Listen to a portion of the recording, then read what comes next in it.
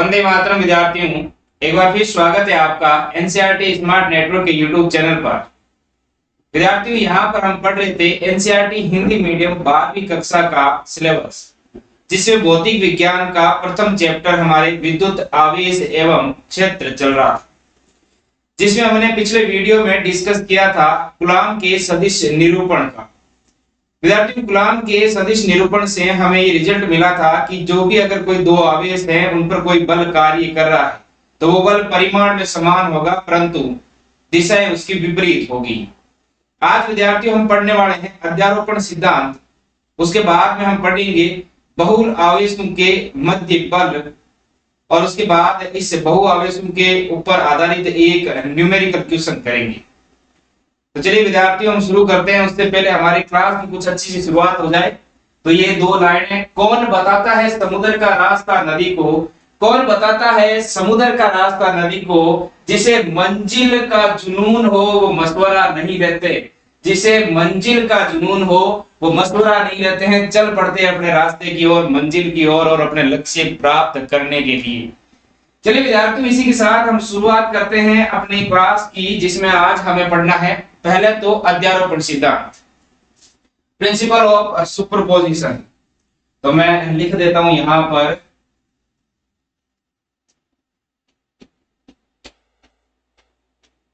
अध्यारोपण सिद्धांत।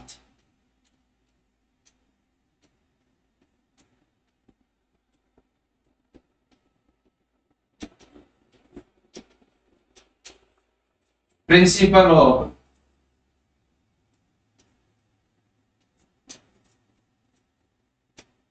सुपरपोजिशन। देखिए विद्यार्थियों, ये अध्यारोपण का सिद्धांत कहता है कि अगर कोई एक आवेश है जिस पर अलग अलग आवेशों के द्वारा बल लगाया जा रहा है, तो उस आवेश पर लगने वाले संपूर्ण बल का परिमाण जो होगा वो अलग अलग आवेशों के द्वारा लगाए जा रहे बलों के योग के बराबर होगा। अध्यारोपण सिद्धांत इतना सही है, हमने इसको 11वीं कक्षा में भी पढ़ा था, वहां आवेश नहीं थे, यहाँ हम आवेशों के रूप में अध्यारोपण सिद्धांत पढ़ रहे हैं। तो विद्यार्थियों, इसकी मैं परिभाषा यहाँ लिख देता हूं। परिभाषा ये है, अध्यारोपण सिद्धांत के अनुसार अध्यारोपण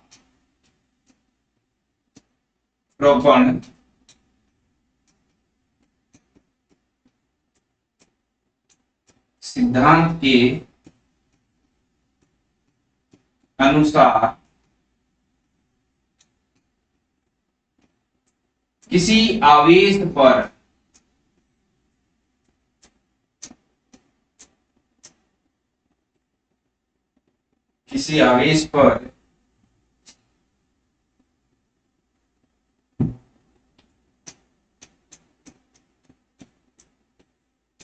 लगने वाले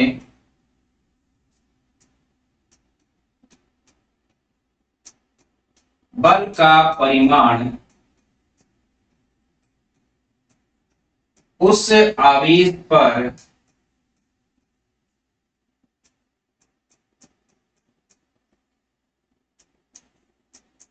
लगने वाले अलग अलग आवेशों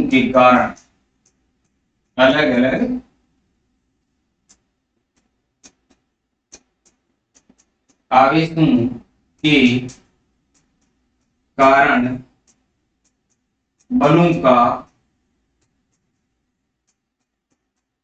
योग के बराबर होता है।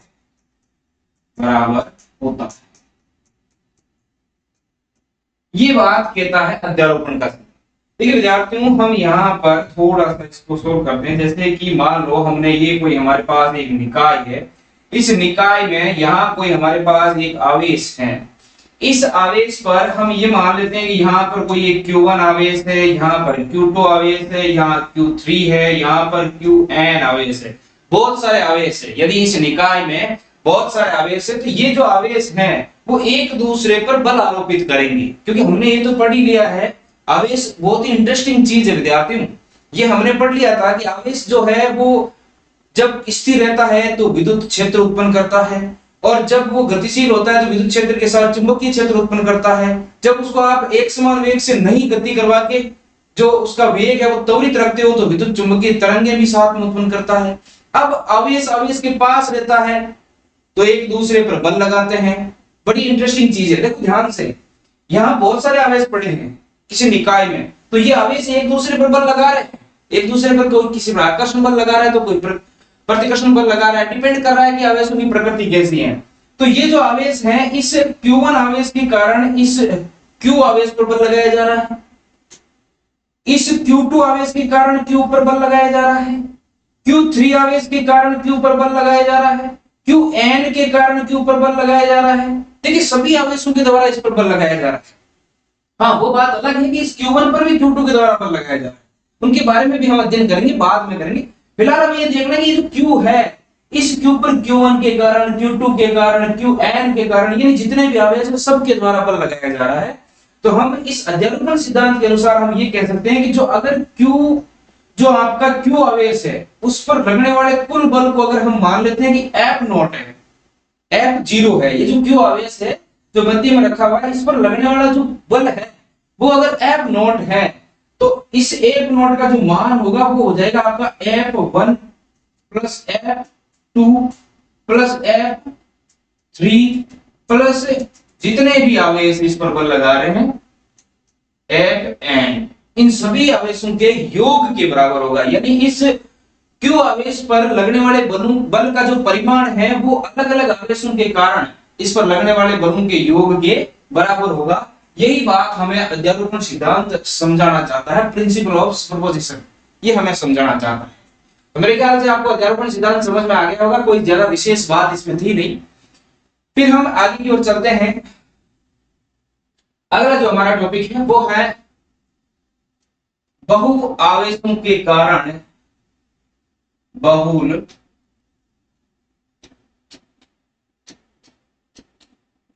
आवेशों के मध्य बल, बहुल आवेशों के मध्य, वही चीज जो एक निकाय था उस निकाय में अगर कोई एक आवेश है तो उस आवेश पर बहुत सारे अलग अलग आवेशों के कारण जो बल लगाया जा रहा है उस बल का हम आज मान ज्ञात करेंगे, उसके बारे में हम पढ़ेंगे यहाँ। तो इसको हम लिख देते हैं पहले तो, force due to multiple charges बहुल आवेशों के मध्य बल। चलिए इसको अब हम सोल्व करते हैं।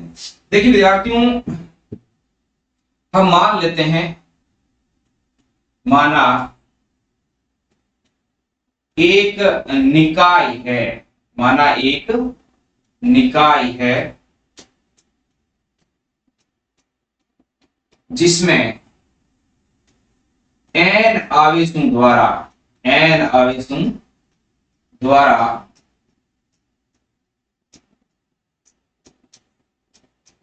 आवेश Q नोट पर बल लगाया जा।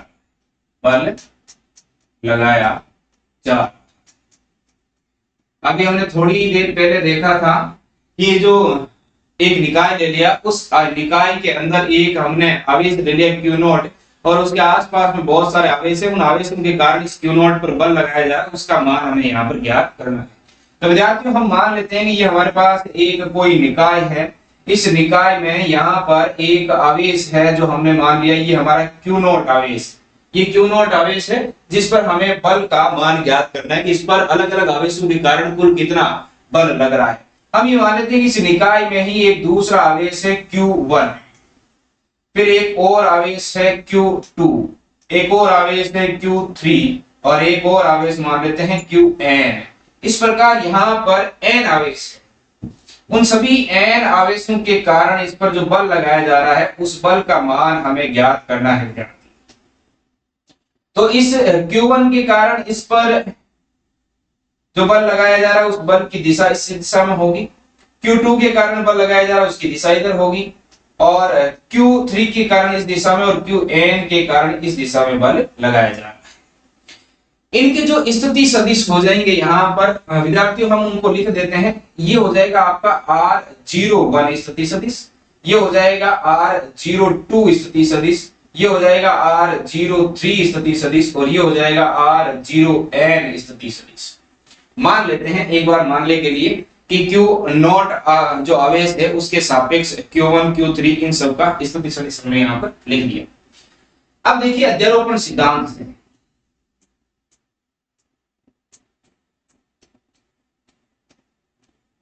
अध्यारोपण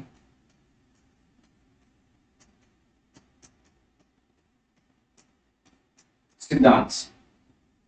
देखिए विद्यार्थियों अध्यारोपण सिद्धांत से यहां पर जो बल लगेगा उस बल को हम मान लेते हैं एफ नॉट। ये जो क्यू नॉट है, क्यू नॉट पर कुल लगने वाले परिणामी बल को हमने मान लिया एफ नॉट है, एफ जीरो वो बराबर हो जाएगा Q1 के कारण लगने वाला बल, उसको मान लेते हैं हम F01, जीरो पर 1 के कारण लगने वाला बल। वही कल वाली क्लास, जिस पर लगाया जा रहा है वो पहले, जिसके द्वारा लगाया जा रहा है वो बाद में लिखेंगे।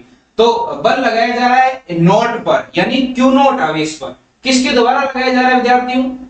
Q1 आवेश के द्वारा। तो ये F01 हो गया प्लस में F नोट, हमें तो इस Q नोट पर ही कुल बल ज्ञात करना है, परिमाण ज्ञात करना है। तो Q1 के द्वारा F01 हो गया, Q2 के द्वारा हो जाएगा F02। विद्यार्थियों उसी तरीके से Q3 के द्वारा लगाया जाने वाला बल हो जाएगा F03 और प्लस में N आवेश के द्वारा लगाया जाने वाला बल हो जाएगा F01। इसको मैं समीकरण 1 नाम दे देता हूं। ये होगी मेरी समीकरण 1। चलिए विद्यार्थियों अब हम चलते हैं समीकरण 1 का तो हमें बाद में काम में लेनी है, जब हम सभी आवेशों के द्वारा अलग अलग लगाए जाने वाले बल का मान निकाल लेते हैं उसके बाद। तो पहले हम निकालते हैं कि Q1 के द्वारा Q नॉट आवेश पर कुल कितना बल लगाया जा रहा है उसका मान निकालते हैं। मैं यहां लिख देता हूं आवेश Q1 द्वारा Q नॉट पर बल। देखिए विद्यार्थियों आवेश Q1 द्वारा Q नॉट पर बल, अब ये हम कहां से कैसे ज्ञात करेंगे? तो विद्यार्थियों हमने कूलॉम के नियम से हमने पढ़ लिया था कि दो आवेशों के मध्य लगने वाला बल जो होता है वो होता है 1/4 pi epsilon not Q1 Q2 अगर दोनों आवेश Q1 और Q2 है तो यहाँ हमारे पास 0 और 1 है तो हम यहाँ Q नॉट Q1 ले लेंगे। अगर 2 3 होता तो हम Q2 Q3 ले लेते, जो भी आवेश का नाम है वो रख देंगे। अपॉन में दोनों के मध्य की दूरी का वर्ग। तो ये हमने कूलॉम नियम से हम जानते हैं पहले से कि जो दोनों आवेशों के मध्य लगने वाला बल है वो हो जाएगा आपका 1/4 pi epsilon not Q1 Q2 upon में R स्क्वायर। तो अभी Q1 के कारण Q नॉट पर जो लगने वाला बल है उसको हम ज्ञात करते हैं। तो विद्यार्थियों बल का नाम हो जाएगा F01। Q नॉट पर लग रहा है किसके कारण? Q1 के कारण। तो 0 पर लग रहा है Q1 के कारण। तो F01 बराबर 1 में 4 पाई एप्सिलॉन नॉट, यहां आपका आ जाएगा देखो कौन सा Q नॉट और Q1, यहां दोनों आवेश कौन से हैं? Q नॉट और Q1 है। तो Q नॉट Q1 अपॉन में R01 का स्क्वायर। क्या हो जाएगा विद्यार्थियों? 01 का स्क्वायर। भाई दोनों के मध्य की दूरी 01 है जिसको हमने 01 मान रखा है, तो 01 का स्क्वायर हो जाएगा। और ये सदिश है तो यहां आ जाएगा एकांक सदिश R01 का केव, ये एकांक सदिश आ गया। इसको मैं नाम दे देता हूं समीकरण 2। मेरे ख्याल से विद्यार्थियों यहां तक आपको समझ में आ गया होगा, और अगर यहां तक समझ में आ गया तो अध्यारोपण सिद्धांत में कोई ज्यादा फेर नहीं है। अब चलिए फिर हम अब Q2 के कारण Q1 पर लग रहा है Q नॉट पर लगने वाला बल ज्ञात कर लेते हैं। Q2 के कारण Q नॉट पर लगने वाला बल ज्ञात कर लेते हैं।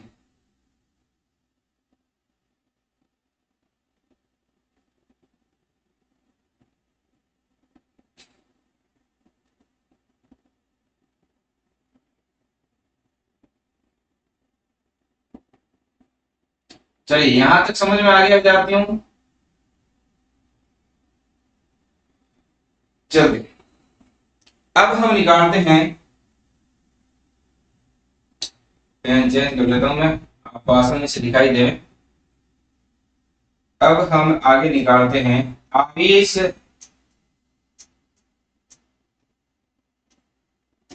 Q2 के कारण Q2 के कारण Q0 पर बल। आवेश जो Q2 है, देखिए विद्यार्थियों आपको दिख रहा होगा जो हमने निकाल लिया था उस पर हमने Q1 के कारण जितना बल लग रहा है Q0 पर वो हमने ऑलरेडी ले लिया है। अब Q2 के कारण कितना बल लग रहा है हम उसका मान रखते हैं।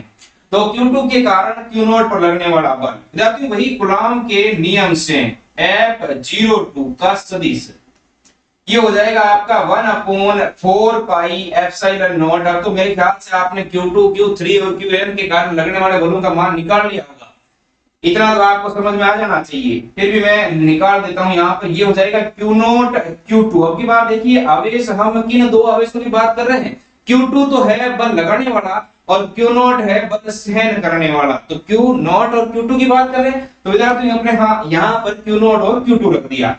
अपॉन में दोनों के मध्य की दूरी R02 हो जाएगी, R02 का स्क्वायर। सदिश है तो मैं यहाँ लगा देता हूँ R02 केप। यहां तक कोई समस्या वाली बात नहीं होनी चाहिए, समझ में आ जाना चाहिए। चलिए अब अगली बात करते हैं, आवेश Q3 के कारण, आवेश Q3 के कारण Q0 पर बल। आवेश Q3 के कारण Q0 पर बल बताइए क्या हो जाएगा, अरे फटाफट बताइए देखें। 03 हो जाएगा। अब की बार Q3 आवेश जो है वो बल लगा रहा है Q0 पर, तो एक पर 03 हो जाएगा। फिर देखिए विद्यार्थियों बल का अनुमान तो हम कूलॉम के नियम से जानते हैं 1/4 pi epsilon not Q0 Q3। ध्यान रखें अब की बार Q0 और Q3 की बात हो रही है, तो Q0 Q3 अपॉन में R03 का स्क्वायर और R03 केप हो जाएगा विद्यार्थियों। ये आगे हमारे पास समीकरण 4। तो समीकरण 4 तक मेरे ख्याल से कोई दिक्कत नहीं होनी चाहिए, समझ में आ जाना चाहिए। अब देखिए विद्यार्थियों हम आगे बात करते हैं, अब हमारे पास निकाय के अंदर जो आवेश बचा है वो आवेश बचा है आवेश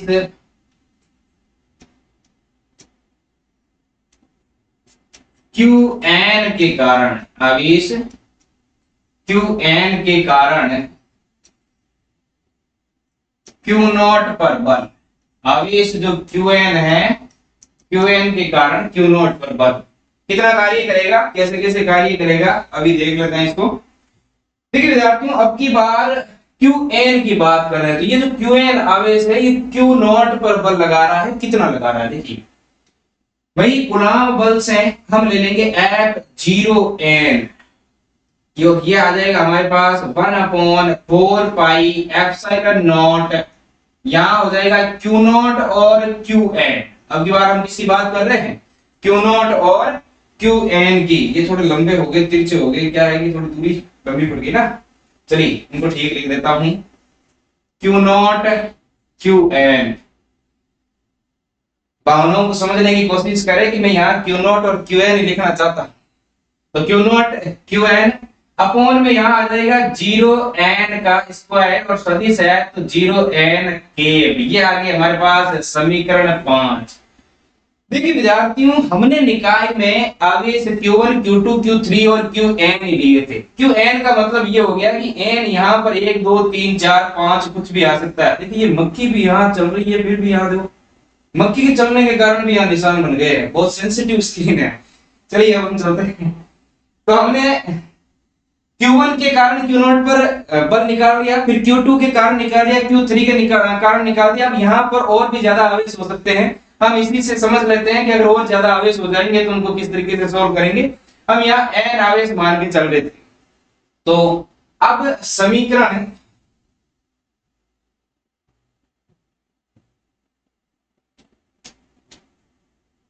समीकरण 2 3 4 वे,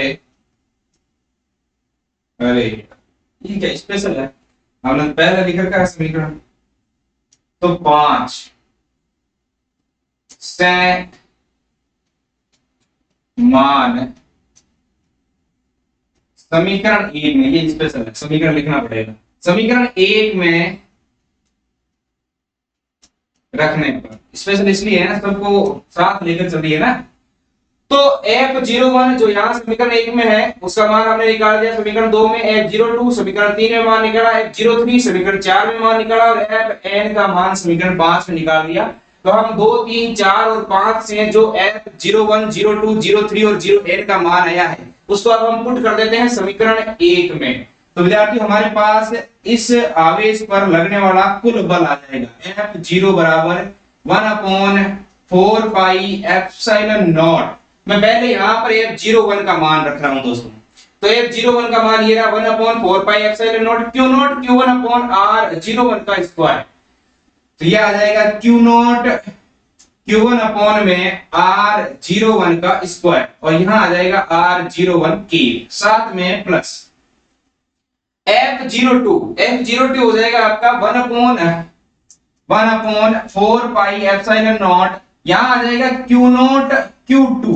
अब की बार नॉट और 2 की बात हो रही है तो Q नॉट Q2, यहां आ जाएगा आपका F02 का स्क्वायर F02 का के। फिर हम लिख देते हैं यहां पर plus 1/4 pi epsilon not Q not Q3 समीकरण 4 से R03 का स्क्वायर और R03 का के, प्लस में ये बहुत सारे आवेश जो चौथा, पांचवा, छठा, सातवां, जितना भी आवेश, जितनी आपकी मर्जी है उतने आवेश रख लेना, आवेश निकाल के ये समाहित कर लेता है, आपकी सोच से भी ज्यादा समाहित कर लेगा, ये टेंशन वाली बात नहीं है। तो 1/4 पाई एप्सिलॉन नॉट, और ये जो मैं लिख रहा हूं वो n आवेश है जो आपकी सोच से बहुत आगे है, मतलब Q1 से लेकर n तक जितने भी बीच में आवेश आए वो मैंने यहाँ डॉट डॉट से काम चला दिया, तो सारे के सारे आवेश यहाँ आ गए। अब ये आवेश लिख रहा हूं मैं यहाँ पर Q नॉट Qn अपॉन में 0n का स्क्वायर, और ये आ जाएगा 0n का k। देखिए विद्यार्थियों, अगर ऐसी समस्याएं हम सोल्व करते हैं तो इनमें से सबसे पहले उनको चुनते हैं जो कॉमन आ रही है, उनको बाहर ले लेते हैं। तो आपको कुछ कॉमन दिखाई दे रहा होगा यहाँ पर F0, पानी का नल बन गया है। चलिए अब मैं थोड़ा सा चेंज कर देता हूं। देखिए F0 ये आपका हो जाएगा, देखो 1/4 पाई एप्सिलॉन नॉट, यहां से चलते चलते प्लस आ गया, रुक जाओ 1/4 पाई एप्सिलॉन, फिर चलिए प्लस आ गया, देखो रुक जाओ 1/4 पाई एप्सिलॉन नॉट। फिर देखिए यहां अंदर से देखिए आप इन चीजों को, यहां पर ये जो डॉट डॉट लगी हुई, यहां पर जितने भी प्लस के चिन्ह है उन सभी प्लस के चिन्हों के साथ 1/4 पाई एप्सिलॉन नॉट आएगा, क्योंकि आप Q4 Q5 Q7 ऐसी चीजें मानोगे तो उनमें 1/4 पाई एप्सिलॉन नॉट तो आएगा। तो इन सब में से मैं एक साथ ही कॉमन ले लेता हूं 1/4 पाई एप्सिलॉन नॉट। तो विद्यार्थियों 1/4 पाई एप्सिलॉन नॉट ये तो सब जगह आएगा, कॉमन ले लिया, कोई दिक्कत नहीं है। अब देखिए यहां पर Q not Q not Q not फिर Q not Q not Q not Q not, तो यहां पर मन की आंखों से देखिए, यहां पर आपको Q not Q not Q not दिखाई देगा, आपको 5वें 6ठे 7वें 8वें आवेश के लिए, इस प्रकार nवें आवेश तक आपको Q नॉट दिखाई देगा। तो मैं यहां लिख देता हूं Q नॉट, उस Q नॉट को भी मैं कॉमन ले लेता हूं। ये देखिए मैंने Q नॉट को भी कॉमन ले लिया ना, आप भी ले सकते हैं। Q नॉट थोड़ा बड़ा ही हो गया, Q नॉट को भी थोड़ा सा छोटा करते हैं, अच्छा नहीं लगता है। ये देखिए अब ठीक है, Q नॉट हमने बाहर ले लिया। अब देखिए विद्यार्थियों, जो चीजें बची है उनको हम लिख देते हैं। यहां पर हमारे पास 1/4 pi epsilon not, Q not बाहर ले लिया, तो यहां बचेगा हमारे पास Q1 अपॉन में R01 का स्क्वायर, R01 का k, प्लस में यहां बचेगा Q2 अपॉन में R02 का स्क्वायर, R02 का k। देखिए 1/4 pi epsilon not Q not ये पड़ा बाहर, ये बाहर पड़ा, ये ब्रैकेट लगा दिया, इसका मतलब ये इन सब का ही है, सब में एक जैसा था तो बाहर ले लिया, इसको बाहर रख दिया। फिर इधर इसमें आ जाएगा आपका Q3 अपॉन में R03 का स्क्वायर, R03 का k, और प्लस में डॉट डॉट करके फिर आ जाएगा आपका Qn अपॉन में R0n का स्क्वायर, R0n का k। ये ब्रैकेट मैंने बंद कर दिया। अब ये तो ब्रैकेट बंद कर दिया, ये कॉमन चीज है, ये तो भाई बंटवारा है, सारे के सारे 5-7 भाई है, और इन 5-7 भाइयों के ये दादाजी यहाँ पर पिताजी हैं जो इन सब के ही हैं अलग अलग, तो ये अलग हैं। अब देखिए विद्यार्थियों, अब हम क्या करते हैं, इसको और इजी कर लेते हैं। तो मैं इसको समेशन रूप में लिखना चाहूं तो मैं ऐसे लिख सकता हूं, देखो एफ नॉट, फिर आ जाएगा क्यू नॉट अपॉन में 4 पाई एप्सिलॉन नॉट, और यहां लगा देता हूं समेशन आई बराबर 1 से लेकर एन तक, और ये लिख देता हूं, देखिए विद्यार्थियों, क्यू आई अपॉन में आर 0 आई का स्क्वायर और आर 0 आई केव। ये बात समझने वाली थी, जो लास्ट में हमारे पास रिजल्ट आया है ये आपको पता होना चाहिए। ये मैंने इसका समेशन फॉर्म लिखा है विद्यार्थी। समेशन फॉर्म का मतलब आया कि ये जो आई है, इस आई की जगह आप एक आवेश है तो एक, आपने उस निकाय में 2 आवेश लिए हैं तो 2, 3 आवेश लिए हैं तो 3, जितने आवेश लिए हैं उतने आवेश रखते जाइए, तो 1 2 3 4, और इसको समेशन फॉर्म कहते हैं। ये जो चिन्ह लगा हुआ है वो समेशन फॉर्म का है। इसका मतलब ये होता है विद्यार्थियों कि जितने भी मान आप आई के रख रहे हो 1 2 3 4, वो रखते रखते बीच में प्लस का चिन्ह लगाना ना भूलें। अगर आपने 1 रखा है तो यहाँ Q1 आ जाएगा, देखिए QI लिखा हुआ है, तो I का मान 1 रखने पर यहाँ Q1 आ जाएगा। R0I लिखा हुआ है, यहां पर भी 1 आ जाएगा तो R0 1 का स्क्वायर हो जाएगा। R0I केप लिखा हुआ है, यहाँ R01 केप हो जाएगा। फिर 1 तो रख दिया, अब क्या रखना है 2, तो यहाँ प्लस लगाइए, फिर 2 रखिए, फिर प्लस लगाइए, फिर 3 रखिए। इस तरीके से ये मान चलता रहेगा। और ये जो बाहर ले रखा है ये बड़ा मान, ये तो कॉमन है सब में, अभी मैंने थोड़ी देर पहले बताया ना ये कॉमन है सब में, तो इसमें फेरबदल नहीं करना है, यहाँ सिर्फ आई का मान रखना है। और जितने आवेशों के कारण आप बल महसूस करना चाहते हैं उतने आवेशों के कारण आप बल महसूस कर सकते हैं। तो विद्यार्थियों इसका आप स्क्रीनशॉट ले लीजिए। ये था आपका बहुल आवेशों के मध्य एक बल। मेरे ख्याल से ये चीज आपको समझ में आ गई होगी, कोई समस्या वाली बात नहीं है इसमें। अब हम इस पर आधारित एक न्यूमेरिकल प्रॉब्लम करते हैं, तो चलते हैं आगे प्रोग्राम पर। यह आपकी एनसीईआरटी बुक का एक एग्जाम्पल है, स्क्रीन पर आपको दिख रहा होगा। आप चाहे तो मैं इसको थोड़ा सा बड़ा दिखा दूं आपको, फिर मैं छोटा कर दूंगा। देखिए ये आपकी एनसीईआरटी बुक का ही है विद्यार्थियों, ये देखिए ये लिखा हुआ है उदाहरण 1.6, 3 आवेश है Q1 Q2 Q3 पर विचार कीजिए। विचार करना है, विचारना भी है।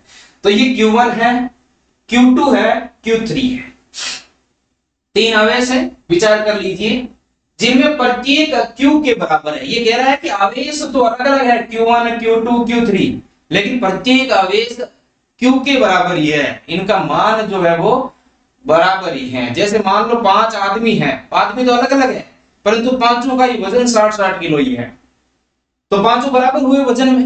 वैसे ही ये जो Q1 Q2 और Q3 आवेश तो 3 है, पर 3 आवेश कितने हैं 3, पर तीनों का ही मान Q और Q ही है, बराबर ही है, Q ही है।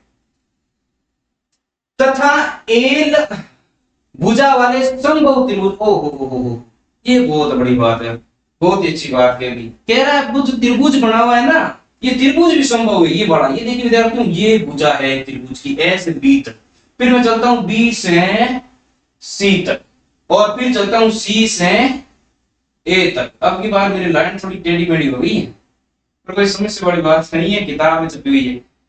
आप देखिए ए से बी तक ये जो दूरी है वो एल लंबाई है, लिखी हुई थी, छोटा था मैंने बड़ा कर दिया। फिर यहाँ पर भी जो लंबाई है वो भी एल है, और ये लंबाई जो है वो भी कितनी है विद्यार्थियों, एल लंबाई है। अच्छा फिर क्या कह रहा है कि समबाहु त्रिभुज है। आज तो एल एल एल तीनों की लंबाई है, समबाहु त्रिभुज ही है, आप जानते हो, बहुत होशियार हो, कोई दिक्कत वाली बात नहीं है। फिर कह रहा त्रिभुज के केंद्र पर चित्र 1.9 में दर्शाए अनुसार, वो 1.9 वाला जो दर्शाया वाला है ना वो यही है, यही चित्र है 1.9। केंद्र पर चित्र 1.9 में दर्शाए अनुसार स्थित आवेश Q, यहाँ केंद्र पर, यहाँ पर इस जगह जो आवेश स्थित है ना, ये पेन थोड़ा सा क्लियर नहीं दिख रहा, मैं इसको ले लेता हूं। ये जो आवेश है ना, ये क्यों है, ये देखो ये बना हुआ है, मैं इसको बना देता हूं, अब आपको क्लियर दिख रहा होगा।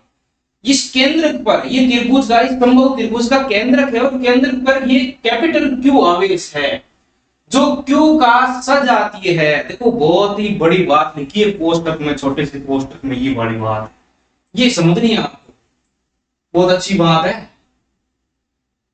ये स्मॉल क्यू का, यानी यहां क्यू है, यहां क्यू है, यहां क्यू है तो Q1 Q2 Q3, पर है तो क्यू के बराबर ही, ये तो कह रहा था, मैं थोड़ी कह रहा हूं। तो ये जो क्यू क्यू क्यू है, ये क्यू सजातीय है और सजातीय आवेशों के मध्य कौन सा बल कार्य करता है विद्यार्थियों? प्रतिकर्षण बल कार्य करता है, पढ़ा था ना हमने। तो अब इन आवेशों के कारण, सिंपल सी बात, जैसे इसने सजातीय लिखा, आपके एक चीज समझ में आ गई कि इस Q1 के कारण इस Q पर इधर बल लगेगा, नीचे की तरफ, ये कभी अपनी ओर तो लगा ही नहीं सकता, सजातीय है। फिर Q2 के कारण इस पर बल इधर ही लगेगा, ये भी तो सजातीय है। और Q3 के कारण इस पर बल इधर ही लगेगा, अपनी ओर आकर्षित तो करेगा ही नहीं, प्रतिकर्षित ही करेगा, क्योंकि बल कैसे है, सॉरी आवेश कैसा है, सजातीय है, Q का सजातीय। पर कितना परिणामी बल लग रहा है, हमें ये ज्ञात करना है कि कितना परिणामी बल कार्य कर रहा है, ये चीज हमें ज्ञात करना है। तो डायग्राम आपको समझ में आ गया, यहाँ A बिंदु है, यहाँ B बिंदु है, यहाँ C है, Q1 आवेश, Q2 आवेश, Q3, तीनों आवेश समान है, त्रिभुज संभव है, त्रिभुज की भुजा की लंबाई L है। यहां तक क्लियर है। यहाँ कैपिटल Q आवेश है जिस पर इस A बिंदु पर स्थित आवेश के कारण जो बल लग रहा है वो नीचे की तरफ है और उसको हमने F1 नाम देना है, ये बुक में ही दिया हुआ है इस क्वेश्चन में, F1 नाम देना है। ये जो Q2 आवेश है इसके कारण इस पर जो बल लग रहा है वो इधर लग रहा है, उसको हमें F2 आवेश नाम देना है। कौन सा विद्यार्थियों? F2, बुक में दिया हुआ है इसलिए देना है। Q3 से इधर, इसको हमें F3, कौन सा? F3 नाम देना है।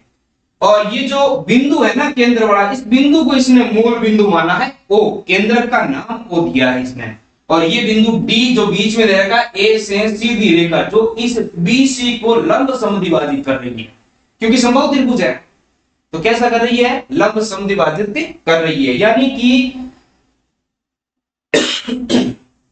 B से D तक की लंबाई और D से C तक की लंबाई, दोनों का योग L के बराबर है और दोनों की जो लंबाई है वो हो जाएगी विद्यार्थियों L/2 और ये हो जाएगी L/2। ये दूरी यहां से यहां तक की ये L/2 है और ये वाली दूरी ये भी कितनी है? L/2 है। क्योंकि पूरी लंबाई कितनी है? L। पूरी लंबाई विद्यार्थियों कितनी है?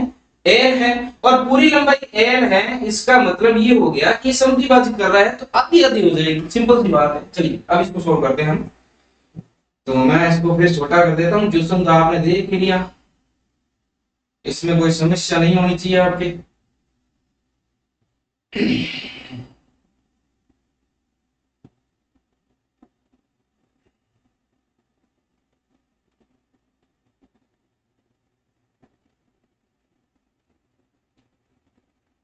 ये पता नहीं क्या है, इसके नीचे ही छप गया। अब देखिए, चलिए चलते हैं।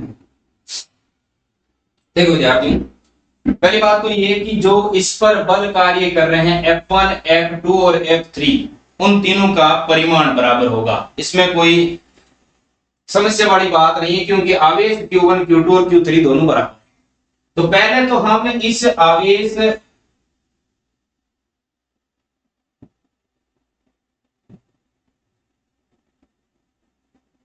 अब आपको दिख रहा होगा थोड़ा सा, पहले तो हम इस आवेश से Q1 से इसकी ये दूरी किस पर बल लगाना है? Q पर। तो इसकी ये जो दूरी है ये दूरी ज्ञात कर लेते हैं, ये दूरी, और फिर Q2 से इसकी दूरी और Q3 से इसकी दूरी, तीनों बराबर होगी दूरियां, क्योंकि समबाहु त्रिभुज है। तो देखिए विद्यार्थियों, ये जो दूरी है उसके लिए मैं, इसने खुद ने यहाँ पर एक लंब समद्विभाजक डाल रखा है, तो मैंने आपको ये कहा था ये L/2 हो जाएगी और ये दूरी जो भी L/2 हो जाएगी। तो ये A, B और D, त्रिभुज A, B और D, ये जो त्रिभुज है वो एक समकोण त्रिभुज बन जाएगा। कौन सा त्रिभुज बन जाएगा विद्यार्थियों? समकोण त्रिभुज। तो पहले तो मैं यहां लिख देता हूं, आपको दिया हुआ क्या है। तो दिया है, देखिए एक तो ये दे रखा है कि Q1 बराबर है Q2 बराबर है Q3 बराबर है Q, तीनों आवेश जो है वो बराबर है और किसके बराबर है, Q के बराबर है विद्यार्थी। दूसरी बात ये दे रखी है कि AB जो है वो बराबर है BC के और BC बराबर है AC के। ये तीनों भुजाएं जो है वो भी क्या है आपकी बराबर है और जो आपको जिस पर बल लग रहा है वो आवेश दे रखा है Q।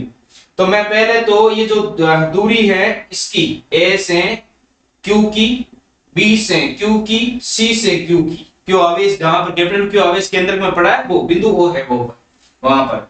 तो मैं पहले तो यहां पर लेता हूं आपका त्रिभुज, देखिए ध्यान से देखना, त्रिभुज A B D, तो त्रिभुज हो गया आपका A B D में ये जो ABD है ये समकोण त्रिभुज है विद्यार्थी। कैसा त्रिभुज है, समकोण त्रिभुज, क्योंकि हमने यहाँ पर ये लंब समद्विभाजक खींचा है तो ये तो इस भुजा को दो बराबर भागों में बांट रहा है। तो यहां से हम पाइथागोरस प्रमेय लगा सकते हैं जो ये कहता है कि कर्ण का स्क्वायर बराबर आधार स्क्वायर प्लस लंब स्क्वायर। देखिए ये तो है कर्ण, ये है लंब और ये है इसका आधार, यहां तक कोई समस्या नहीं होनी चाहिए। चलिए यहां पर ये कर्ण जो है वो समकोण के सामने वाली भुजा, तो इस कर्ण को मैं कर देता हूं एल स्क्वायर बराबर ये जो आधार है वो आधार हो जाएगा आपका बी से डी तक का, तो बी डी हो जाएगा आपका एल अपोन में 2 का होल स्क्वायर प्लस में लंब है वो है ए डी, तो मैं यहां कर देता हूं ए डी का होल स्क्वायर। अब देखिए विद्यार्थियों ये जो AD है वो हमें ज्ञात करनी है, कौन सी भुजा ज्ञात करनी है, AD ज्ञात करनी है। तो विद्यार्थियों AD हो जाएगी AD का होल स्क्वायर बराबर इस L/2 का होल स्क्वायर को मैं इधर भेज देता हूं तो ये आपके आ जाएगी L स्क्वायर माइनस L/2 का होल स्क्वायर। तो आपके पास AD स्क्वायर आ जाएगा L square minus L square upon में 4 और ये आपको सोल्व करनी आनी चाहिए। इसको आप जब सोल्व करते हो तो आपके पास AD का स्क्वायर है वो आ जाएगा आपका 3L स्क्वायर बाई 4 और यहां से हम AD का मान निकाल लेंगे, जो आपकी AD है वो आ जाएगी √3। देखिए यहां से स्क्वायर हटा तो इस साइड में रूट लग जाएगा, तो L स्क्वायर है वो L में कन्वर्ट हो जाएगा, 4 है वो कन्वर्ट हो जाएगा 2। तो ये हमारे पास AD का मान आ गया, ये जो AD है ना पूरी, इस AD का मान आ गया, ये पूरी भुजा इसका मान है √3L कोण में 2। आगे देखिए विद्यार्थियों इसके बारे में हमें तो AO ही निकालना है, केंद्र बिंदु तक की दूरी निकालनी है। तो जो समद्विबाहु ये जो समबाहु त्रिभुज होता है उस समबाहु त्रिभुज में ये जो दूरी होती है ये वाली और ये आगे वाली जो दूरी होती है वो होती है 2:1 में। कितने अनुपात में, 2:1 में। तो मैं इसको ऐसे लिख सकता हूं, देखो AO बराबर ये पूरे 3 भाग हैं, 3 में से ये जो AO है वो कितने हैं, 2 भाग। तो मैं इसको ऐसे लिख सकता हूं 2 भाग है कितने में से, 3 में से, किसकी, पूरी भुजा AD की, पूरी भुजा AD की। यहां लिख देता हूं AD, यानी AO है जो AD के बराबर तो हो जाएगी लेकिन AD का 2/3 भाग करोगे तब बराबर होगी जाती। तो इस जगह में AD का मान रख देता हूं, देखो AD का मान ये रहा, हमने जो निकाला है वो AD का मान ये रहा और AD का मान क्या है, √3L अपोन में 2। तो मैं यहां रख देता हूं AO बराबर 2 अपोन में 3 गुना AD का मान आ गया आपके पास √3 अपोन में 2 और गुणा में कौन है L। देखिए 2 से 2 कट जाएगा, 2 से 2 कट जाएगा और ये जो नीचे 3 है इसको हम लिख सकते हैं √3 गुणा √3, √3 गुणा √3। तो मैं यहां लिख दूंगा AO बराबर √3L अपोन में √3 गुणा √3। तो ये √3 से √3 कट जाएगा, फिर मेरे पास AO बराबर आ जाएगा L अपोन में √3। और तो ये जो AO का मान है वो विद्यार्थियों आ गया L अपोन में √3। और विद्यार्थियों ये जो बाकी के मान हैं आपका जैसे BO ये भी इसके बराबर ही है, BO भी बराबर है और CO भी बराबर है। तो जो आपका AO है उसका भी मान आ गया, जिस रेखा के अनुदिश बल कार्य कर रहा है वो रेखा की लंबाई आ गई AO। इस Q1 के कारण Q पर जो बल कार्य कर रहा है वो AO रेखा के अनुदिश कार्य कर रहा है। तो AO की लंबाई कितनी आ गई, L अपॉन में रूट 3। और B से O Q2 के कारण जो O बिंदु पर Q आवेश है उस पर जो बल कार्य कर रहा है वो इस BU रेखा के अनुदिश कर रहा है, तो इसकी लंबाई भी कितनी है, L अपॉन में रूट 3।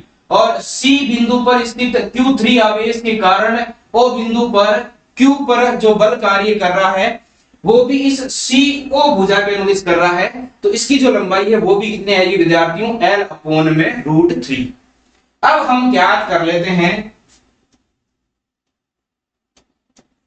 Q1 के, चलो इसको मैं पहले थोड़ा छोटा कर देता हूं फिर हम ज्ञात कर लेते हैं इसको, ताकि हमारा एक साथ याद रहे सारे के सारे। चलो यहां तक समझ में आ गया होगा, स्क्रीनशॉट लेना चाहते हैं तो ले सकते हैं आप, फिर मैं आगे चलता हूं इस पर।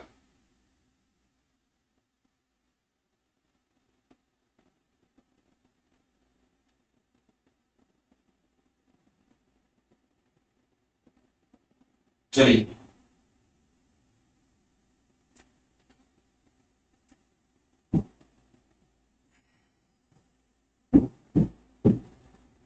तो मैं यहां लिखता हूं पहले, ये जो आपका केंद्र पर O बिंदु पर कैपिटल Q आवेश रखा हुआ है उस पर एक बिंदु पर रखे हुए Q1 के कारण बल, तो Q1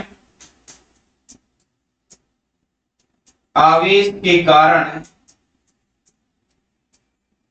Q पर बल, विद्यार्थियों बल का मान जो है हम निकालेंगे कूलॉम नियम के अनुसार। तो कूलॉम नियम के अनुसार ये आपका हो जाएगा F, इसको मैं लिख देता हूं F01, F01, और ये F01 जो है वो हो गया आपका 1/4 पाई एप्सिलॉन नॉट Q1 और Q, भाई जो आवेश है उसका मान रखेंगे। अब जो केंद्र पर आवेश है वो कैपिटल Q है, Q रख दिया, अपॉन में आ जाएगा आपका R, और ये जो दूरी है, दूरी R जो दूरी है उस दूरी की जगह हम मान ही लिख देते हैं। अभी हमने मान निकाला था कि AO की जो दूरी है A से लेकर O तक केंद्र बिंदु तक वो दूरी है L अपॉन में रूट 3, और इसका विद्यार्थियों क्या करना है, स्क्वायर करना है, उसका क्या कर देना है, स्क्वायर कर देना है। और इसकी जो दिशा है वो है आपकी A से O की तरफ, दिशा होगी विद्यार्थियों A से O की तरफ। फिर हम निकाल देते हैं आगे Q2 आवेश के कारण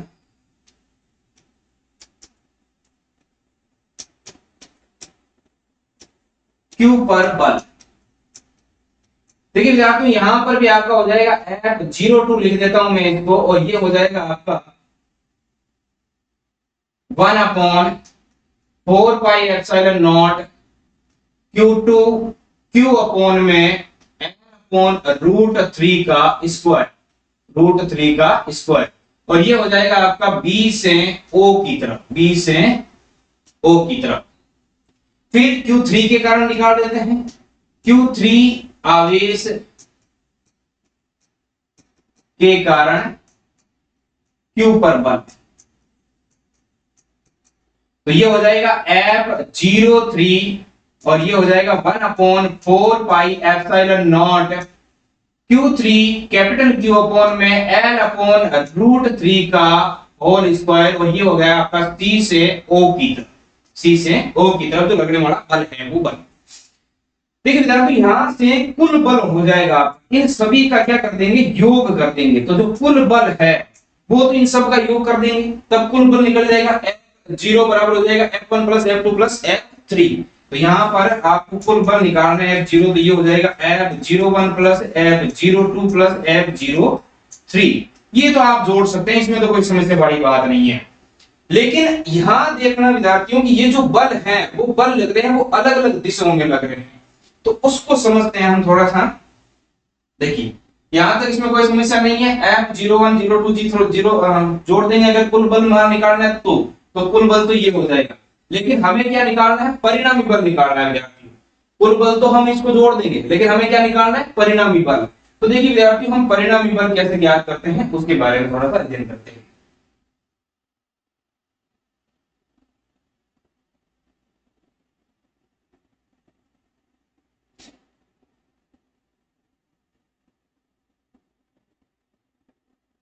चलिए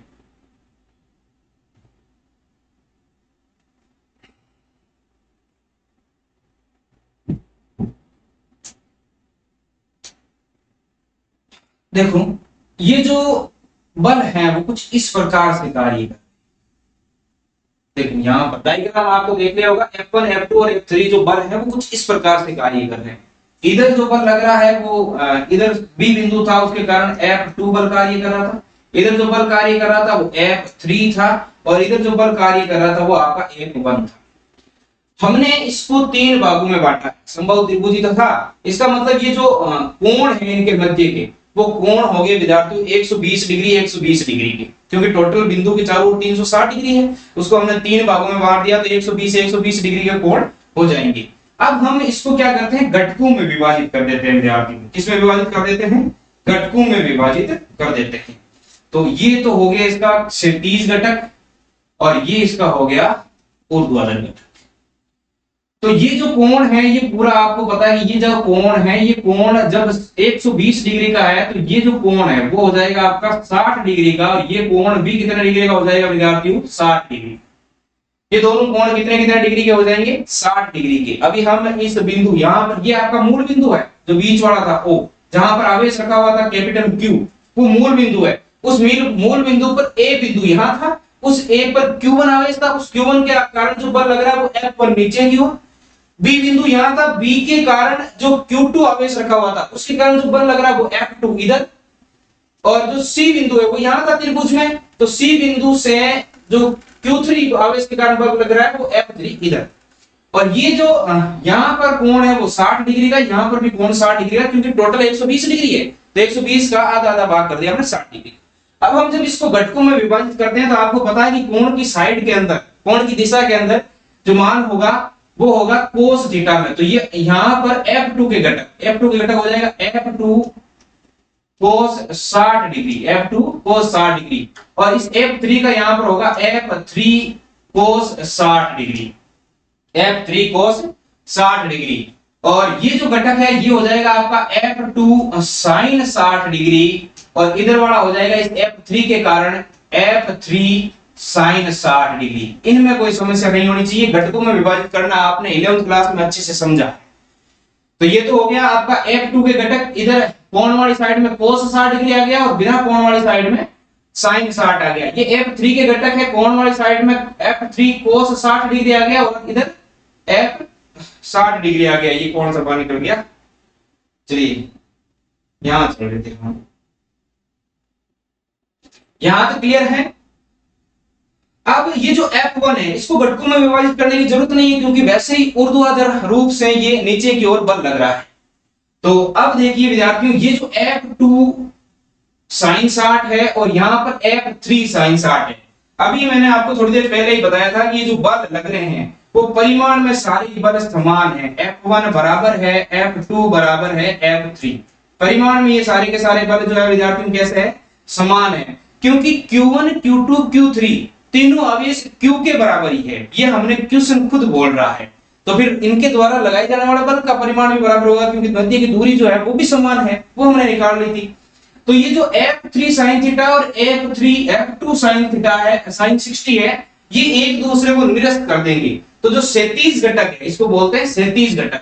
क्षैतिज घटक पर जो बल लग रहे हैं वो बल तो एक दूसरे को क्या कर देंगे विद्यार्थियों, निरस्त कर देंगे। अब बात है ऊर्ध्वाधर घटक पर लगने वाले बलों की। तो यहाँ पर जो परिणामी बल होगा ये तो एक दूसरे को निरस्त कर दिया, खत्म हो गए, कोई बात नहीं। इस बिंदु जो O है उस पर केंद्र में जो कैपिटल Q आवेश रखा है उस पर क्षैतिज घटक में जो बल लग रहे हैं उनका मान तो हो गया शून्य, एक दूसरे को निरस्त कर दिया। अब हम बात करते हैं ऊर्ध्वाधर वाले की। तो इनका परिणामी बल निकालने के लिए क्या निकालना है, हमें परिणामी बल निकालना है। तो परिणामी बल निकालने के लिए हम क्या करेंगे,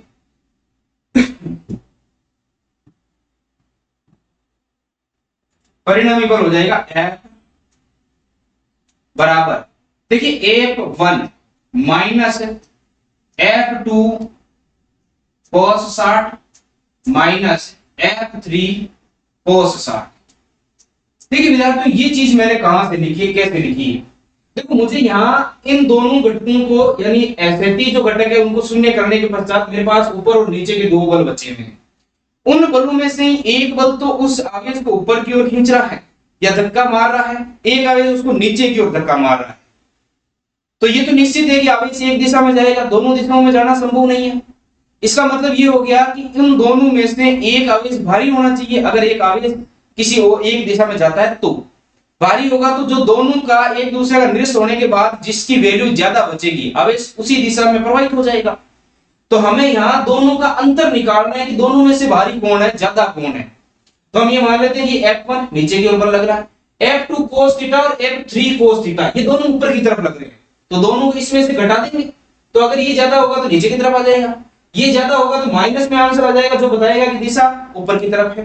कोई दिक्कत वाली बात नहीं है। चलिए, तो ये तो F1 हो गया, ये माइनस F2 cos थीटा और F3 cos थीटा। विद्यार्थियों आप जानते हैं cos 60 डिग्री का मान 1/2 होता है। बायोलॉजी वालों नहीं जानते हो तो भी जानना है, cos 60 का मान कितना होता है, 1/2 होता है। तो अब हमारे पास परिणामी बल हो जाएगा, परिणामी बल मैं लिख देता हूं। ये वर्टिकल की बात कर रहे हैं, सिर्फ क्षैतिज वाला तो हमने पहले खत्म कर दिया। तो ये हो जाएगा F1 माइनस F2। देखो F2 F1 F3 तीनों बराबर ही है, तो मैं इसको F1 ही लिख सकता हूं F2 की जगह तो। और cos 60 का मान 1/2 है, तो विद्यार्थी मैं यहां लिख देता हूं गुणा में 1/2। ठीक है, फिर माइनस में F3 की जगह फिर F1 लिख सकता हूं, कोई समस्या तो है नहीं, है तो बराबर ही, F1 और F3 दोनों बराबर है। फिर इसके गुणा में लिख देता हूं यहां पर 1/2, नहीं है ना समस्या, होनी भी नहीं चाहिए। चलिए, अब मैं लास्ट रिजल्ट पर पहुंचता हूं। देखिए F बराबर F1 तो कॉमन आ रहा है सबने, देखो F1 मजे आ जाता है कॉमन आने पर, तब तो बहुत ज्यादा इजी हो जाएगी कैलकुलेशन। देखिए F1 सब में ही कॉमन आ रहा है, ले लिया बात। यहाँ क्या बचा, जब F1 निकल गया तो क्या बचेगा, एक बचेगा ना, गुणा में जिसका कोई नहीं उसका एक होता है, तो यहाँ एक माइनस यहाँ क्या बचेगा 1/2 माइनस यहाँ पर F1 उठा लिया हमने, और F1 उठा लिया। बार बार क्यों आ रहा है भाई, आपको बहुत ज्यादा मोटिवेट करने की कोशिश कर रहे हैं क्या। चलिए, यहाँ से फिर हमने F1 उठा लिया, तो फिर आ जाएगा हमारे पास माइनस 1/2। अरे यार ये तो बहुत बड़ी चीज हो गई। अब देखिए 1/2 और 1/2 दोनों ही माइनस के हैं, तो माइनस का आधा और माइनस का आधा जोड़ के माइनस का 1 हो जाएगा, और माइनस का 1 हो जाएगा तो माइनस का 1 तो पहले से पड़ा है, प्लस सॉरी माइनस का 1 हो जाएगा तो प्लस का 1 तो पहले से पड़ा है। इसका मतलब तो ये तो पूरा 0 हो जाएगा, ये जो पूरा है वो क्या हो जाएगा विद्यार्थियों, 0 हो जाएगा, ये तो पूरा ही। नीचे नहीं लिखता हूं और कल को आप कह दो कि भाग दे रहे हो 0, तो मैं ये लिख देता हूं कि ये जो पूरा ही मान है वो क्या हो जाएगा विद्यार्थियों, 0 हो जाएगा। इसका पूरे का ही मान 0 हो जाएगा, और 0 होने के बाद F1 को तो गुणा करना है, ब्रैकेट के बाहर था F1।